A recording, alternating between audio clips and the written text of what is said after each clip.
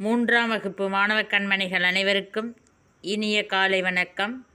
இந்த வாரம் பாடம் 3 கல்வி கண் போன்றது என்ற பாடத்தினுடைய வினா விடைகளை அறிந்து கொள்வோம். பாடம் 3 கல்வி கண் போன்றது. விடையளி: தண்டோரா மூலம் என்ன செய்தி அறிவிக்கப்பட்டது? விரியூர் கிராமத்திலுள்ள பஞ்சாயத்து அலுவலகத்தில் கிராம சபை கூட்டம். விரியூர் கிராமத்தில் உள்ள பஞ்சாயத்து அலுவலகத்தில் கிராம சபை கூட்டம். அதாவது பஞ்சாயத்து அலுவலகம்னாலும் ஊராட்சி மன்ற அலுவலகம்னாலும் ஒன்று தான். அங்கே கிராம சபை கூட்டம் நடைபெறுகிறது அப்படின்னு சொன்னாங்க.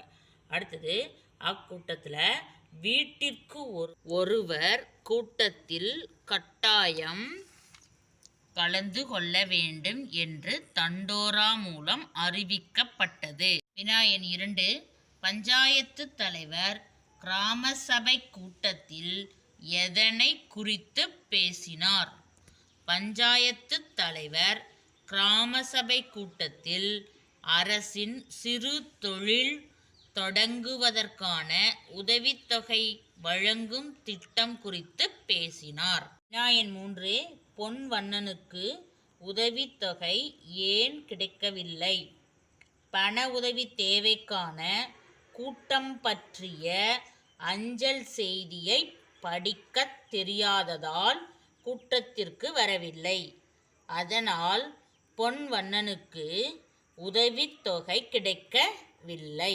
மாணவ கண்மணிகளே, இந்த பாடத்திலிருந்து நீங்கள் என்ன அறிந்து கொண்டீர்கள் என்றால், கல்வி நம்முடைய கண் போன்றது.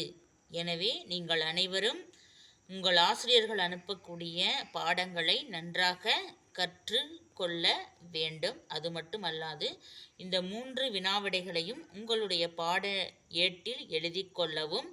நன்றி.